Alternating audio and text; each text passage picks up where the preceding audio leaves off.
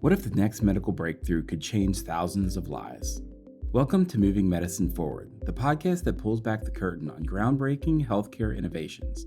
I'm your host, Jeremy Schrand, and together with CTI's leading experts, we explore the cutting edge of clinical research transforming patient care.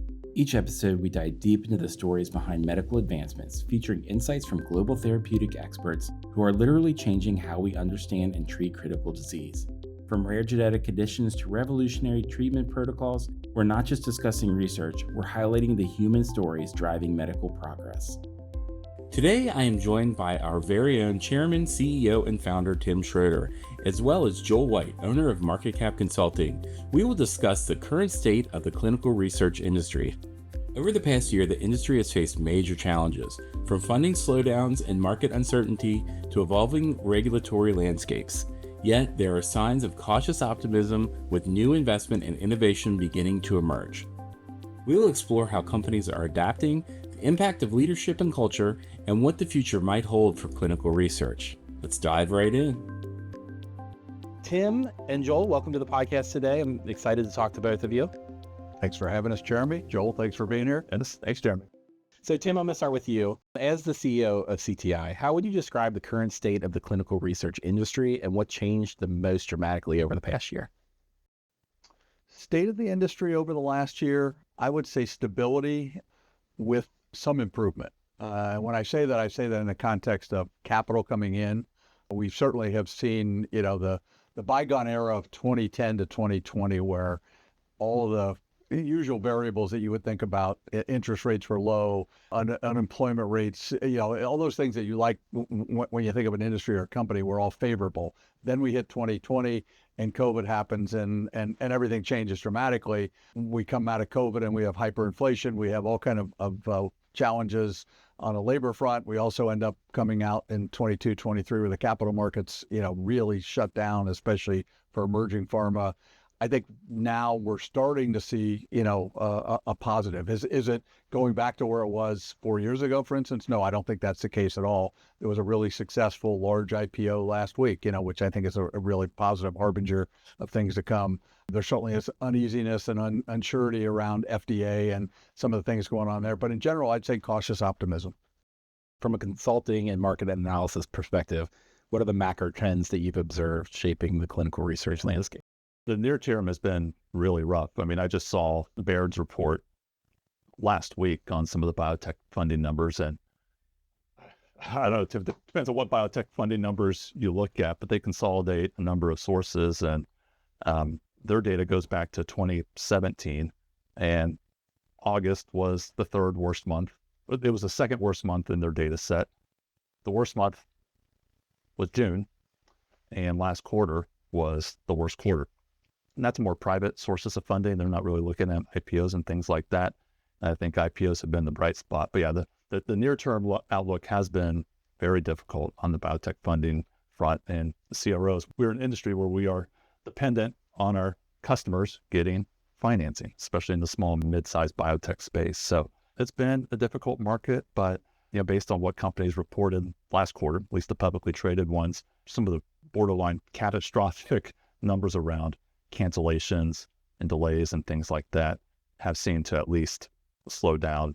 Several companies talked about potentially the bottom is in on the funding numbers. For me, I'll believe it when I see it, but numbers can't get much worse than August. So, hopefully there's a bit of a bottoming out, and would love to see some of that biotech investment start coming back. I'm curious, Joel, how do you think in terms, if you look at our side of the industry, the pharma services, CRO specific, even 4 years ago, 5 years ago, we had double the number of public companies. Now we have 4 public CROs, and you can argue that Fortrea is such a young company saddled with, extremely high debt and probably some assets that they've had to diversify away from, really the 3 bell cows of IQVIA, Icon, and MedPace. I personally feel like, in some ways, the market, that is what the market sees. And whether they're doing extraordinarily well or extraordinarily poorly, that's the perception of the market. And so to your point, if you've looked at those 3 companies, book to bills of literally just under 1 or just over 1 over the last the year to year. Yeah. Year over year is awful. Yeah, exactly. But on the other hand, I'd say I think there's several mid-sized CROs that are doing exceedingly well. And likewise, there were times 2, 3, 4 years ago when the publics were doing well and some of the private midsize weren't doing well. But I think, at least from my view, we put such a high premise on those 4 reporting companies, and especially 3 of the 4, it sometimes skews the view. Yeah, it does skew. I mean, they drive dollars, and if they collectively increase their revenues 5%, that's probably equal to the aggregate value of, the bottom 300 CROs, right? So it's like you get what you can get out of it. I'd love to see some of the others that are private go public. That's obviously on their own timing, and you've got some large CROs, some of the larger mid-sized CROs that are backed by, major investment firms like Goldman, Blackstone, and so on. So I think it's a matter of time for those. But yeah, I mean, that's part of, Jeremy asked me recently about the quarterly recap I do. I try to blend what's going on in the publicly traded companies where you can see everything, and then, my work across smaller and mid-sized companies just to try to get a feel for it. But one of my cues was around April, May timeframe, and 2 different mid-sized companies I was working with mentioned that they were well on track to beat their Q2 numbers that were set out at the beginning of the year, not adjusted Q2 numbers based on later reality. I was like, I wonder if something was there. And then I started to see, just kind of in the share prices and things like that, of the beaten down CROs, and I'll throw Charles River in there as well in the publicly traded mix. And I was like, okay, there seems to be some dollars flowing into there, and none of us are sitting here as Nostradamus knowing what's going to happen in the future. But it seemed like, okay, maybe the worst is coming to an end. For all of our sake, I certainly hope so, seems so. But I don't think it's some V-shaped rebound where these things just take time to sort themselves out. I'm curious, because you have such a vision of the industry and influence on the industry. One of the things that we talk frequently about, whether it be with Dave Winley at Jefferies or his counterparts at Truist or BOA, things like that.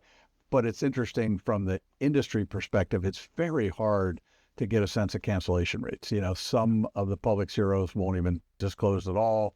Some give kind of a really gray. The other thing I always, is repeat business rate. To me, trying to really have some standard across the industry. And I suspect most of the private would be happy to be part of that. You have measurement differences in terms of how companies decide to take something into backlog. I think just about everybody now requires a signed piece of paper of some form. But even then, you have MedPace, one of the companies you mentioned. They only put 3 years worth of work into backlog, and they are extremely careful or conservative about when they put it in the first place.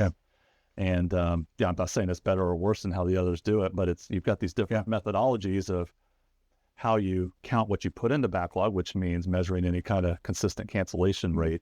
That's tough math. What role does leadership play in navigating this complexity of today's clinical trial environment?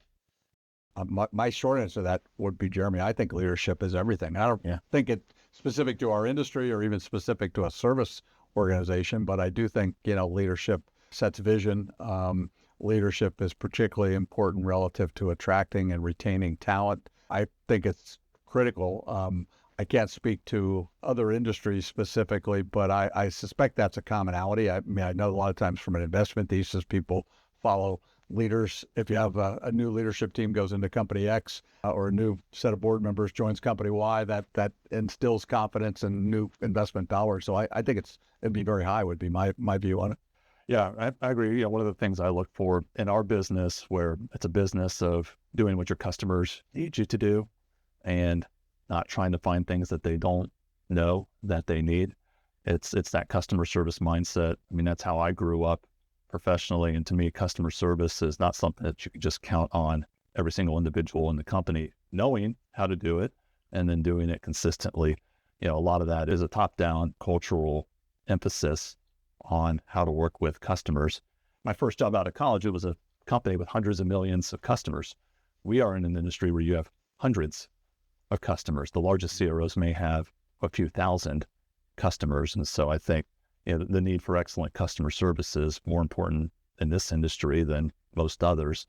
And to me, that is a leadership and cultural emphasis that you have to have instead of just hoping and praying that your people treat your customers well on a day-to-day basis, especially in this industry where it is tough to deliver excellent customer service because you have regulatory requirements that you have to follow that your customers may not agree with. You're doing long-term projects, that can go 2, 4, 10 years. So those are long-term, relationships of any kind of relationship. And so you kind of have a good culture in place to be able to deliver that customer service. Otherwise, you won't have a repeat business rate, or at least not a very good one. I think, interesting in a lot of ways when you think of leadership, you think of succession planning. Do you do a good job from a leadership perspective of raising that next generation of leaders up? And I think, again, as we were talking off the podcast, just, when you think of your career, the companies you've been to, is if the company is being built for long-term, that's a really different set of values. If it's being built and set up from a standpoint of, hey, we're going to achieve immense financial success and ultimately look at selling the company, probably the leadership and the values that you instill in the team are quite different. Yeah. I've been at both, and Yep. You can tell the difference. I'd love to get your take on this. It's not like you always have to choose between the two. An extremely well-performing, financially speaking company and having a great leadership culture. And I think most people would believe that you should have both. But yeah, if you hire in a bunch of people because it's going to be a big turnaround effort or something like that, or we know we're going to sell in X number of years and we need people to help do that, that could be a different run organization than one where leadership has been in place for a number of years, or a new leader comes in and says, hey, here's our long-term plan. And that long-term plan is based around doing great work, serving customers, and not an exit strategy. We were blessed, Joel, here at CTI, that we had the founding executive team in place for literally multiple decades, which is almost unheard of, anywhere in the world, not just our industry. Yeah. But it's interesting. It's both a blessing and a curse. And when we were getting close to celebrating our 20th anniversary, I guess it was probably 7 years ago, something like that, one of the things that we did is we really added substantially to our board, and we brought in executives who were former leaders at places like Procter & Gamble, GE Aerospace, Tyco, not pharma services specifically, but just really strong leaders. And one of the first things they did after 6 months or so on the board was talk about succession planning and say, you really need to think about this. And so we got really intentional, and we did it literally department by department, leader by leader, of saying, do we have that candidate in-house to rise up? If so, what kind of skill sets and experience do they need to get before they take over? I personally think that's one of the advantages of being a private company as opposed to being a public company, where in the public setting, obviously the tenure of public executives tends to be much shorter than private. But, we feel like we've built a leadership team that's largely between the ages of 35 and 55 that should be leading CTI for the next 15 or 20 years, as long as we made the correct choices in most of the cases. Yeah. Again, we're in an industry where, I think one of the knocks on our industry is you guys have such high turnover. We take pride that, not just this year or this decade, but over the last 25 plus years, as we've averaged 90+% annual retention rate, which to me, it's a combination. You've got to get young people early in their career, and then you've got to find those mid-career people who want to come in, with a new challenge, a new opportunity. But I think our HR team did a nice job. Yeah, no, it's great hearing you say that, because a lot of the larger CROs right now, they're bragging about how their turnover rates have dropped so much, and they're cherry picking, right? They didn't talk about how bad they were when rates were high. So it's nice to hear an example of a consistently high retention rate like that.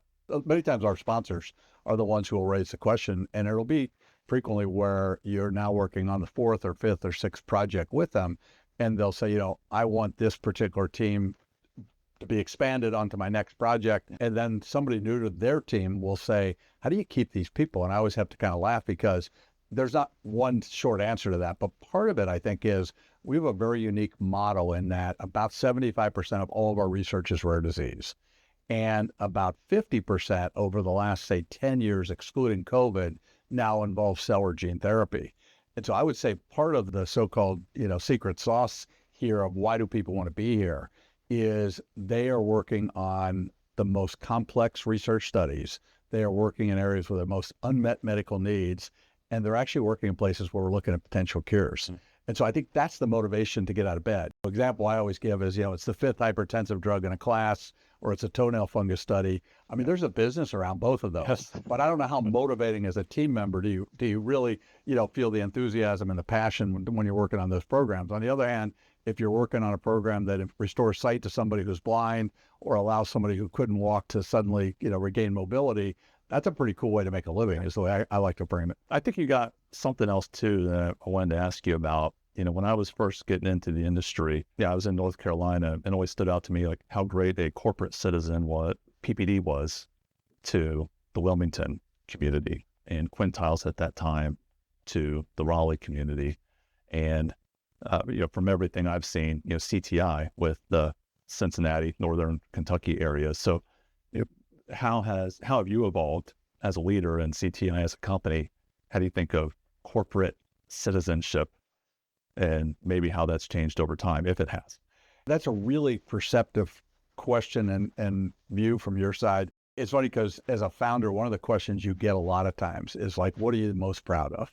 Well, first of all, and always, it's sort of that question, and there's always about the culture. And I always have to laugh because I'm like, they'll say something like, did you set this culture on day one? And I'm like, the first 5 years, all we want to do is make sure we keep the lights on. Nobody mentioned culture at all.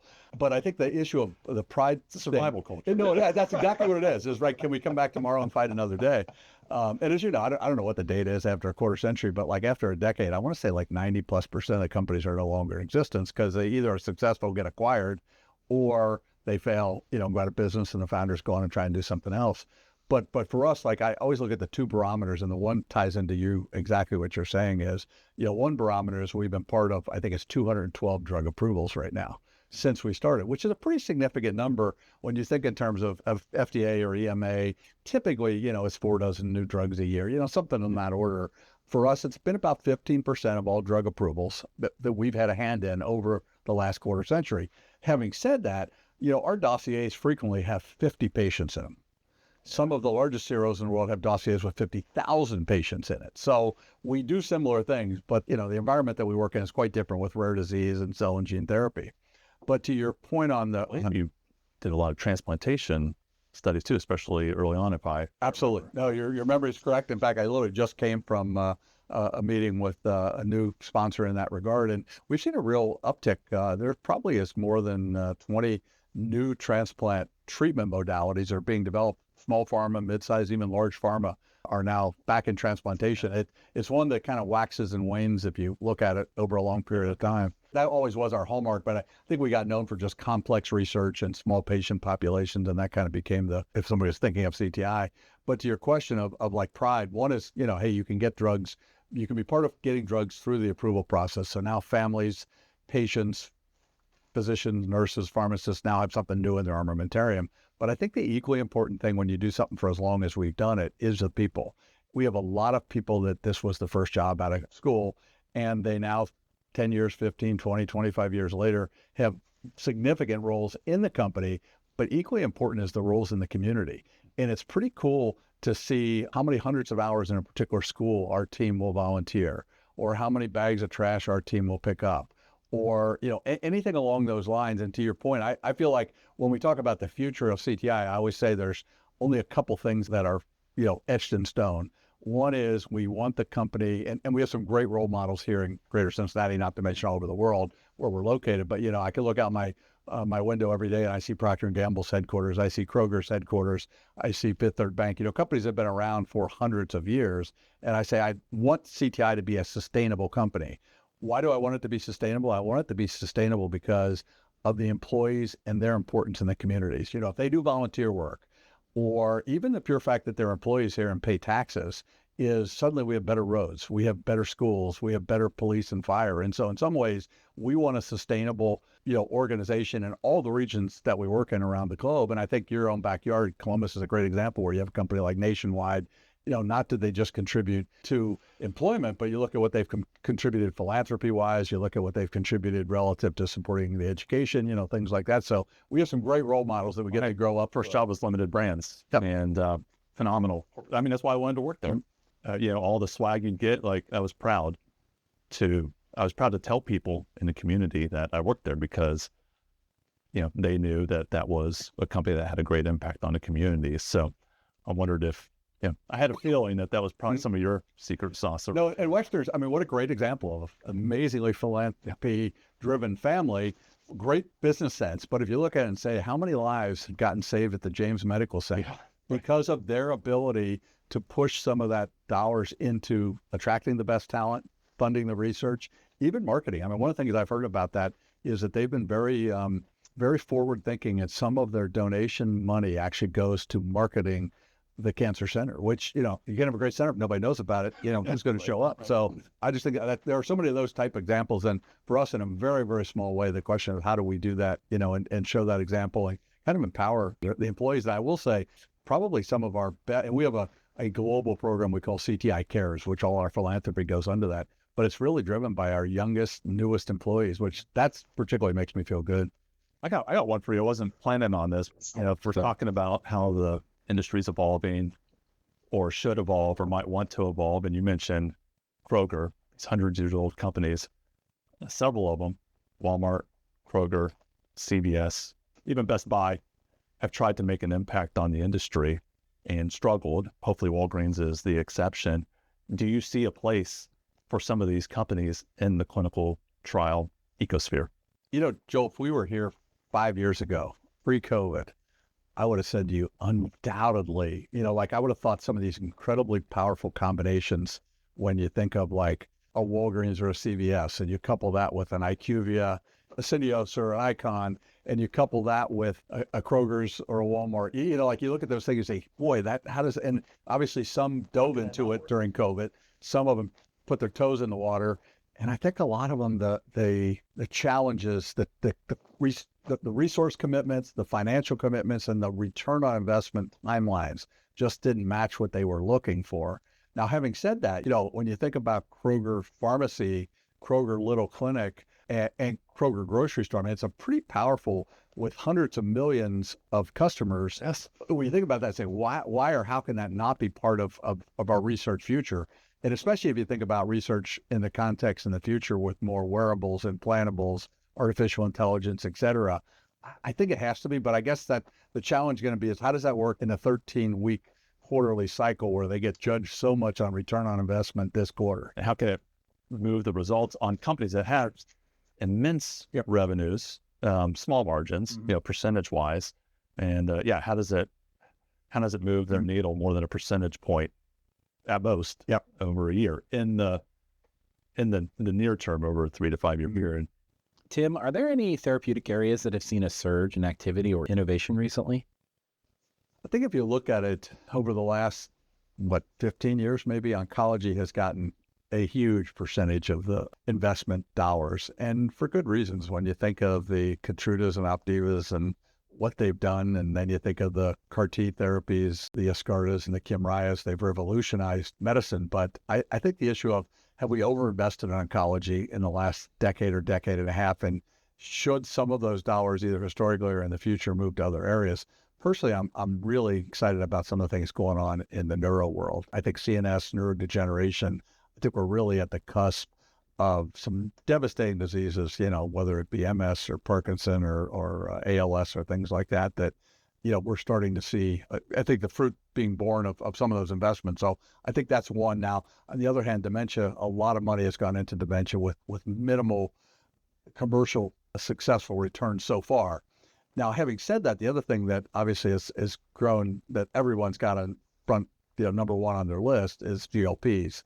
I think the interesting about GLPs is, do we really need more GLPs that do the same thing as the existing ones? And you can make a case and say we need second and third generation products that the administration's not subcutaneous, it's an oral delivery, or it could be subcutaneous, but it's monthly or quarterly instead of weekly. And I think those all would be nice advances. I think what gets me really excited about the whole GLP world is some of the things that are adjacent to cardiometabolic control, things like sleep apnea improvement, things like dementia, things like MASH, all of those things, at least there's early data, to suggest that there may be a role for this class of drugs there. And so I think that's the one that probably, just because when you look at the Lilly and the Novo commercial success early, everybody's diving into. But I'd be interested, Joel, if you've got, different thoughts on those. No, that gets out of that gets out of my wheelhouse in terms of the therapeutic dollars, except that, oncology still tends to dominate. Over the past year, like there's been some frustration about, CRO burn rates, aren't holding up and things like that. Well, it's because more and more money is moving into oncology and rare disease and slower burning trials. That's not a bad thing in terms of the overall industry and for human health. That's just a factor of these longer running trials where it just takes longer to get the data.